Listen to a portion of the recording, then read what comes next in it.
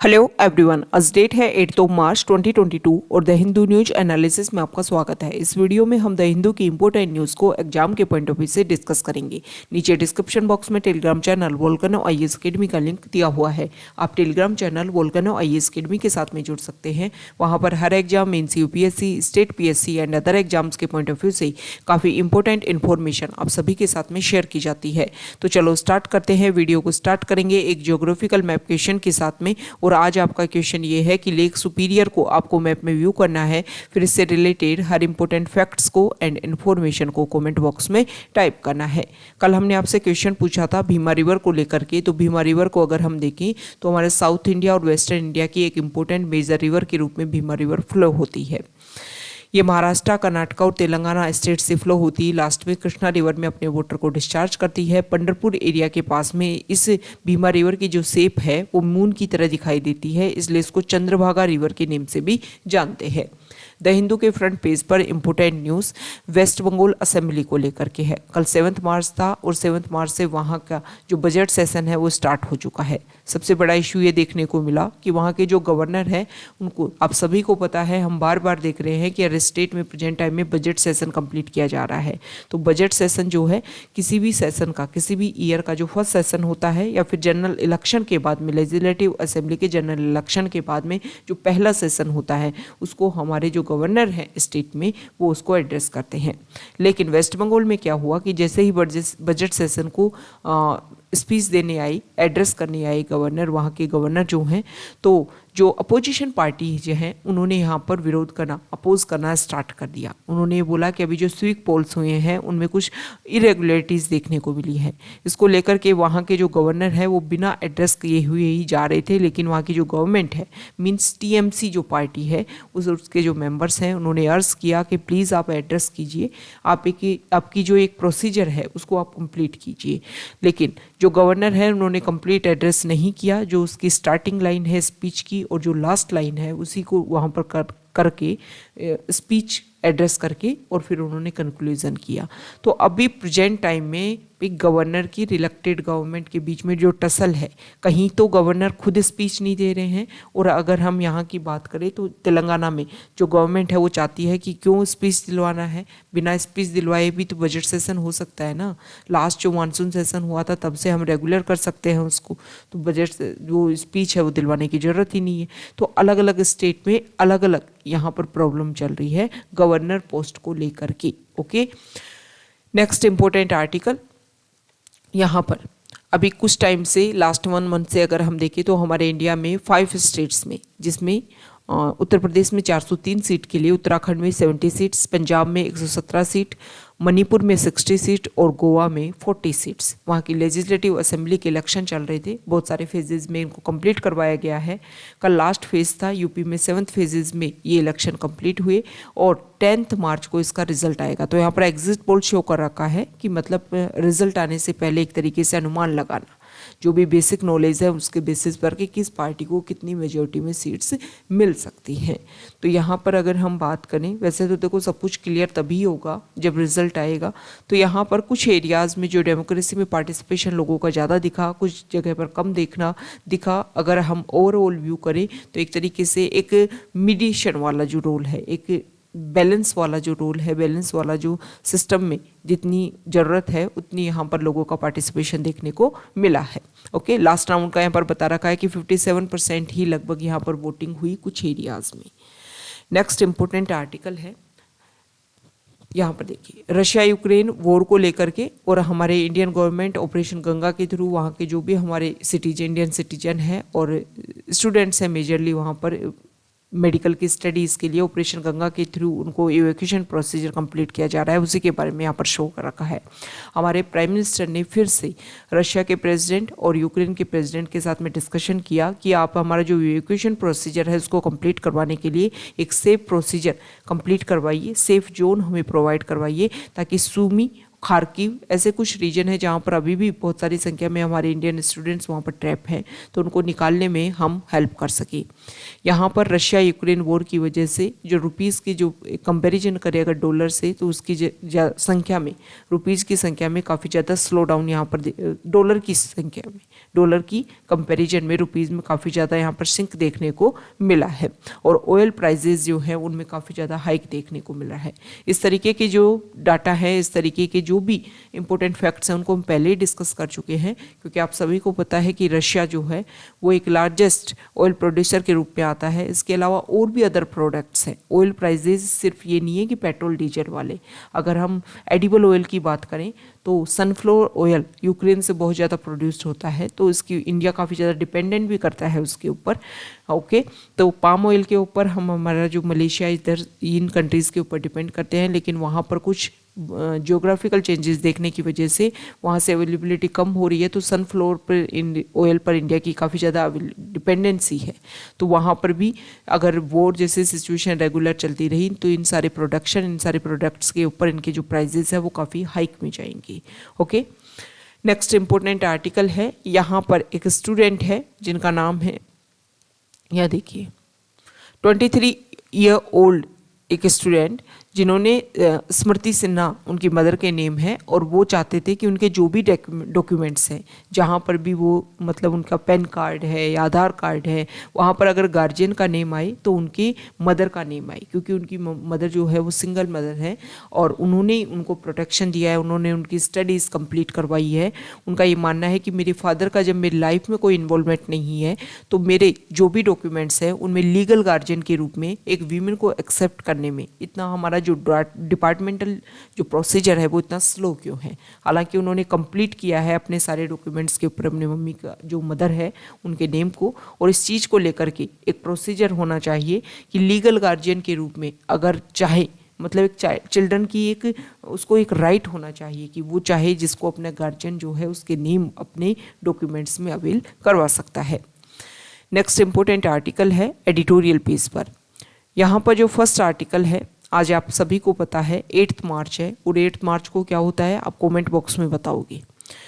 यहाँ पर जो फर्स्ट आर्टिकल है वो रिलेटेड है इंटरनेशनल वीमेंस डे को लेकर के। आपका क्वेश्चन ये है कि हमारा नेशनल वीमेन डे कब सेलिब्रेट किया जाता है, उस डेट को आपको कमेंट बॉक्स में बताना है। तो इंटरनेशनल वीमेन डे है 2022 का, आज 8 मार्च है, और इसकी जो थीम है gender equality today for a sustainable tomorrow, कि अगर हमें कल को भविष्य में अच्छा करना है तो आज हमें क्या करना होगा, जेंडर में इक्वलिटी लानी होगी, ये थीम रखी है।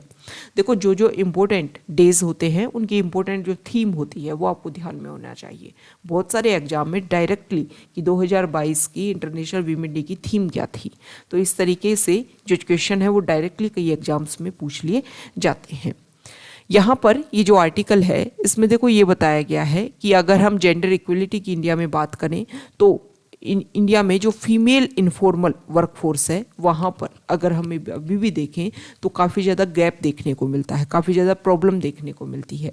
2018 में इंटरनेशनल लेबर ऑर्गेनाइजेशन में एक स्टडी की गई और जिसमें ये बोला गया कि इंडिया में जितनी भी महिलाएं काम करती हैं उनमें से 95% जो है वो इनफॉर्मल सेक्टर में काम करती है, जहाँ पर उनको labour incentive, low paying, highly precarious job या फिर condition and with no social protection, ये सारी चीज़ें वहाँ पर उनको फेस करनी पड़ती हैं। मतलब मान लो 100 वीमेन हमारे इंडिया में काम कर रही है, उसमें से 95 इनफॉर्मल सेक्टर में काम करती हैं, और जो भी बेसिक ज़रूरतें होनी चाहिए उनके लिए कंप्लीट, उन सभी को यहाँ पर ध्यान नहीं दिया जाता है। वर्ल्ड हेल्थ ऑर्गेनाइजेशन बुलेटिन की अगर हम बात करें तो उन्होंने एक बात बोली है कि women's informal work is central to the feminisation of poverty. Poverty में अगर वीमेन का पार्टिसिपेशन, मतलब वीमेन पॉवर्टी अगर देखने को मिल रही है तो उसका मेजर रीज़न यही है कि वीमेन का इनफॉर्मल वर्क में मेजॉरिटी में वर्क किया जा रहा है। अब ये जो इनफॉर्मल वर्क सेक्टर है वो maternal, neonatal, child health with the lack of child care solution being a serious concern. मतलब अगर इनफॉर्मल सेक्टर में वीमेन वर्क कर रही है तो उनके साथ में उनके बच्चे भी होते हैं, वीमेन कभी प्रेग्नेंट भी होती है, तो ये सारे जो इश्यूज हैं उनके ऊपर वहाँ पर बिल्कुल फोकस नहीं किया जाता है, जिसकी वजह से आने वाले टाइम में एक सीरियस कंसर्न के रूप में ये सारी चीज़ें सामने आती हैं। India is ahead of many advanced nation in instituting maternal health benefits, and statutory maternal leave is among the global top 3. The maternity benefit act 2017 यहाँ पर डबल कर दिया गया था कि अगर वीमेन वर्क करती है तो उसमें 26 वीक का उनको क्या मिलेगी, मैटरनिटी लीव मिलेगी। Proposing an option to work from home after this period, उसके बाद में भी वो घर के से काम कर सकती है। म्यूचुअल एग्रीमेंट उनके बीच में, एम्प्लॉयर के बीच में और उनके बीच में म्यूचुअल एग्रीमेंट हो तो घर से भी अपने काम को रेगुलर कर सकती हैं। क्रैच फैसिलिटीज़ होनी चाहिए। अगर 50 या उससे ज़्यादा वीमेन अगर किसी वर्किंग प्लेस पर वर्क कर रही हैं तो वहाँ पर क्रैच फैसिलिटीज़ मैंडेटरी होनी चाहिए। ये कुछ प्रोसीजर है जिसके थ्रू हम वीमेन का पार्टिसिपेशन और ज़्यादा बढ़ा सकते हैं। ओके, हाउएवर ये जो ज़्यादातर ये जो बेनिफिट्स हैं ना, जैसे 26 वीक की मैटरनिटी लीव, क्रैच की सुविधाएं, ये सारी चीज़ें उन 5% वीमेन को ज़्यादा मिलती हैं जो फॉर्मल सेक्टर में वर्क करती हैं। ओके, मतलब हमारे इंडिया में 5 सेक्टर वीमेन जो है वो फॉर्मल सेक्टर में वर्क करती हैं और 95 to 96% वीमेन जो है वो इनफॉर्मल सेक्टर में वर्क करती हैं। ILO इंटरनेशनल लेबर ऑर्गेनाइजेशन में स्टडी हुई 2016 में और उसमें ये बोला गया कि देखो अगर हम क्वालिटी चाइल्ड केयर सर्विसेज जो हैं वो एक तरीके से नहीं दी जाती है वर्किंग सेक्टर में, वर्किंग एरिया में, वर्किंग प्लेसेस में, तो बहुत सारी वीमेन वर्कर्स जो हैं वो अपने एक तरीके से वर्क को करने में मजबूर हो जाती हैं, उनको छोड़ना पड़ता है अपना काम। ओके, इसके अलावा यहाँ पर यह भी बताया गया है कि वीमेन की जो जॉब है और मैन की जो जॉब है, अगर एक ही वर्किंग प्लेस में दोनों काम कर रहे हैं तो उनमें बहुत सारी इनइक्वलिटी भी देखने को मिल रही है। ओके, अब यहाँ पर कुछ 3 वेज बता रखे हैं कि इनके थ्रू हम क्या कर सकते हैं। इनके थ्रू हम वीमेन का पार्टिसिपेशन जो है वो वर्क में बढ़ा सकते हैं। सबसे पहले तो ICDS integrated child development services, ये आंगनवाड़ी सेंटर जो हैं उनके थ्रू प्राइमरी तरीके से इनको इम्प्लीमेंट करवाने की, ये जो सर्विसेज हैं इनको इम्प्लीमेंट करवाने की कोशिश की जाती है।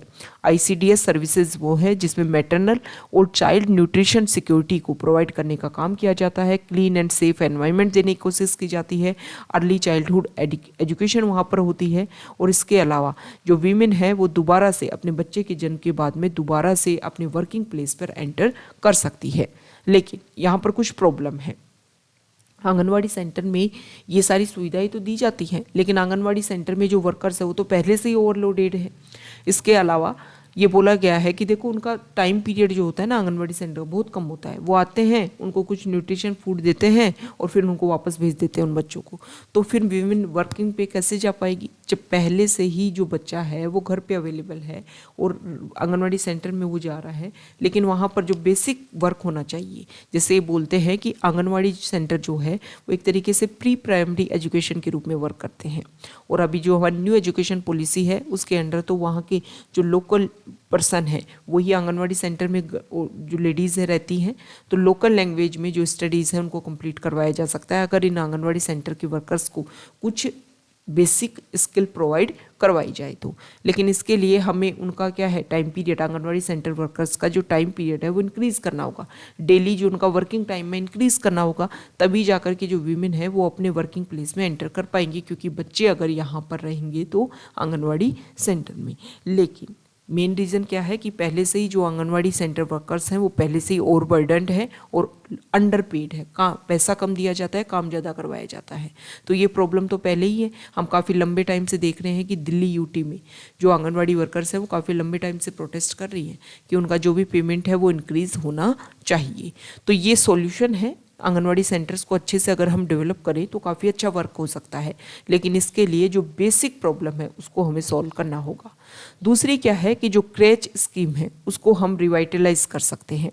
इसमें ये बताया गया है कि देखो वर्किंग वीमेन जो है वहाँ पर स्पेसिफिक प्रोविज़न है कि अगर कोई भी सेक्टर में वहाँ पर वीमेन वर्क कर रही है, उनके बच्चे हैं, तो उसके लिए क्रैच सिस्टम होना चाहिए।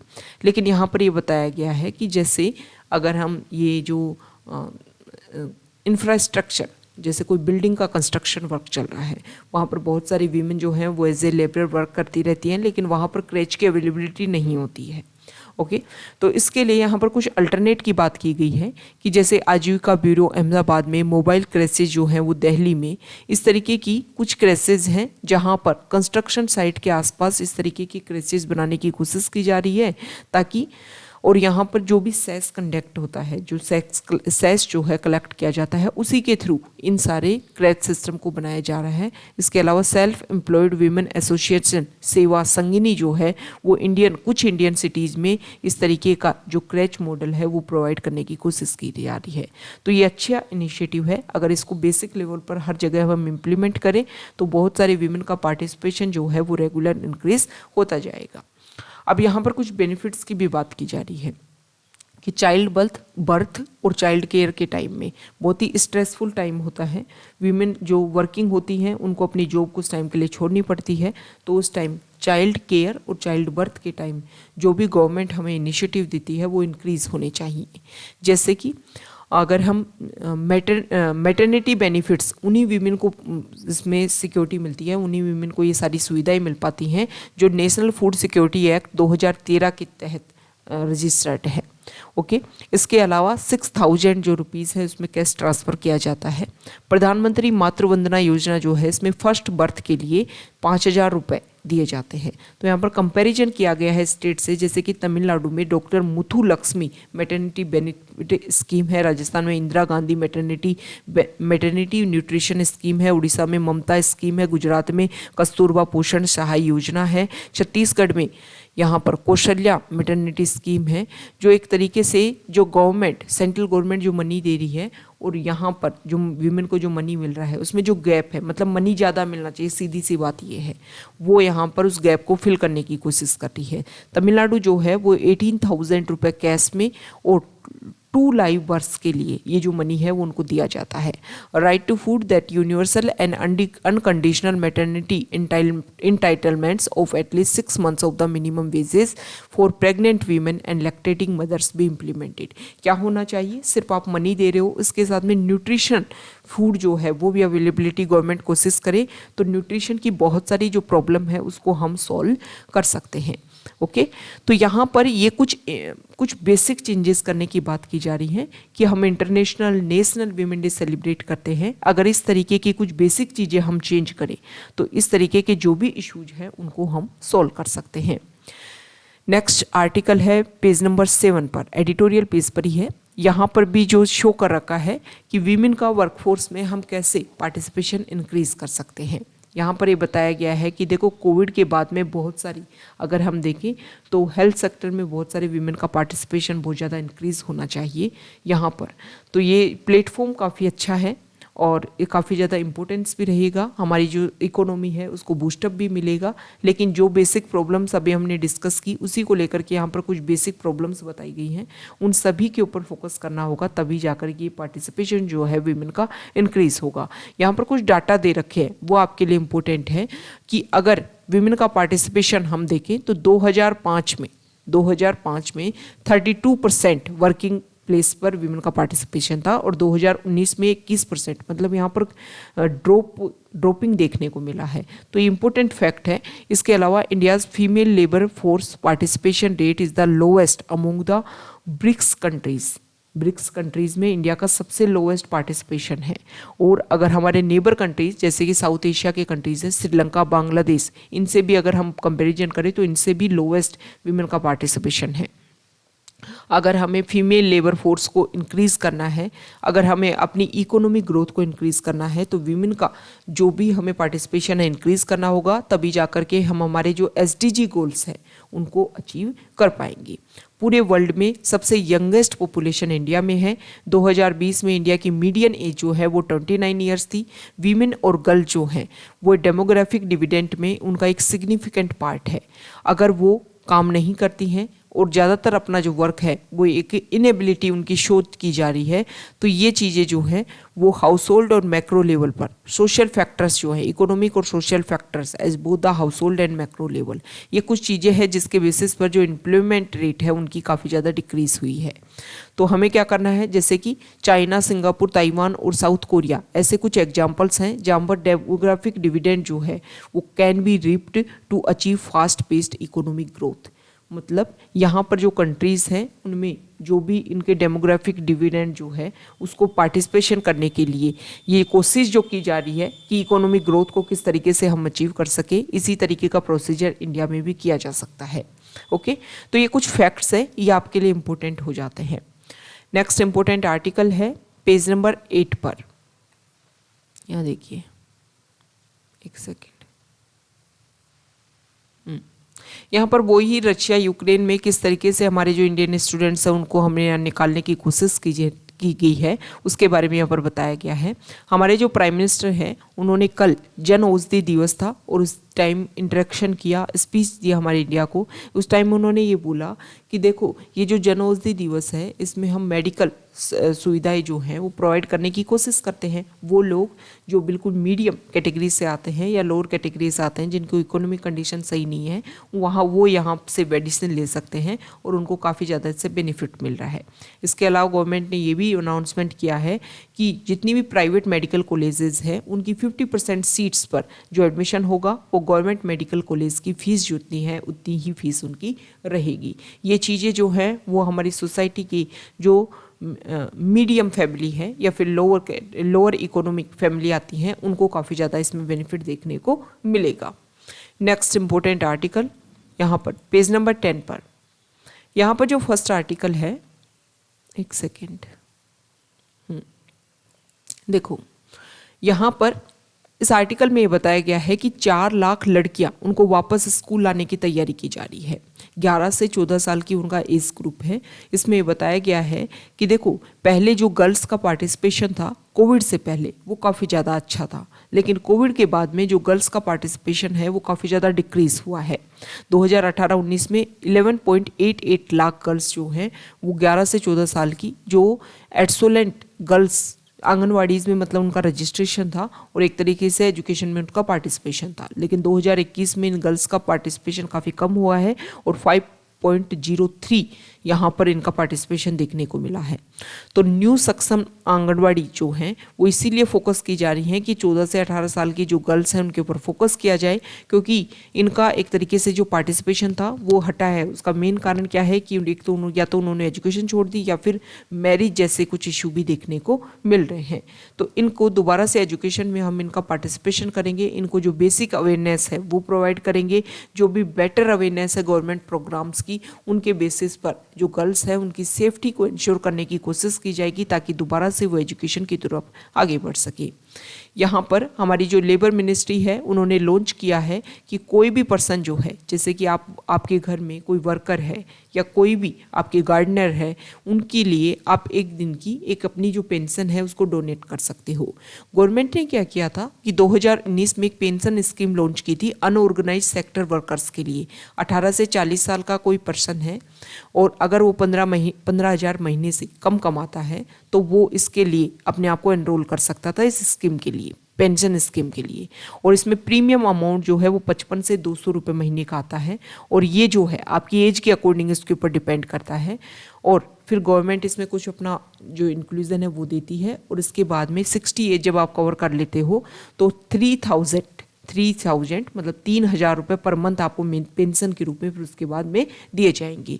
तो 46.34 लाख लोग जो हैं उन्होंने अपना एनरोलमेंट कर दिया है अब तक लेबर मिनिस्ट्री के पोर्टल के ऊपर। अब यहाँ पर ये बोला गया है कि देखो भूपेंद्र यादव ने खुद ने ये बोला है कि मैंने अपने गार्डनर के लिए, अब जो मेरे घर पर वर्क करते हैं उनके लिए जो पेंशन है उसका जो प्रीमियम है उसको पे किया है। तो इसी तरीके से हर पर्सन जो है ऐसा सिटीजन जिसके पास में मनी है वो प्रीमियम किसी भी पर्सन का जो अपने सपोर्ट स्टाफ है, जैसे अपने कुकर आता है या फिर अपने घर में जो वर्क करने के लिए कोई लोग आते हैं तो उसके लिए आप एक उनका जो प्रीमियम है मतलब उनकी पेंशन का प्रीमियम जो है वो आप डोनेट कर सकते हो। अच्छा इनिशिएटिव है। नेक्स्ट इंपॉर्टेंट आर्टिकल, मतलब डोनेट करना एक अच्छी आदत है, एक अच्छी हैबिट है। अगर आप सक्षम हैं तो आपको ज़रूर करना चाहिए। ये जो काम है ज़्यादा कुछ ऐसे भी नहीं है कि बहुत कॉस्टली है, आप इजीली पे कर सकते हो और कम से कम एक आपके लिए जो भी आपके घर में कोई भी वर्क करने के लिए आते हैं, आपको कोई दूर जाने की ज़रूरत ही नहीं है। अगर हर पर्सन अपने घर में वर्क करने वाले पर्सन को इस तरीके से सपोर्ट करेगा तो बहुत सारी प्रॉब्लम जो है वो हमारी सॉल्व हो सकती है। ओके, और कुछ ज़्यादा चेंज भी नहीं करना पड़ता। ऐसा नहीं है कि डोनेशन करने के लिए कुछ स्पेशल कोई दिन होगा और उसी दिन डोनेट किया जाएगा। हम नॉर्मली डोनेट कर सकते हैं। ओके, यहाँ पर कोविड की वजह से अभी मेंस जो एग्ज़ाम हुआ था यूपीएससी का, उसको लेकर के एस्पायरेंट ने बोल दिया है, कुछ एस्पायरेंट मेंस का एग्ज़ाम नहीं दे पाए थे तो उनको लेकर के उन्होंने बोला है कि हमें जो एक्स्ट्रा चांस है वो अपीयर होने के लिए दिया जाए। डीडी इंडिया जो है वो ओटीटी प्लेटफॉर्म पर अब आ गया है और अपना जो भी एक तरीके से रिव्यू जो है या फिर अपना जो कंटेंट है उसको ओवरऑल कंट्रीज़ में वर्ल्ड लेवल पर पहुंचाने के लिए ये प्रोसीजर कंप्लीट किया गया है।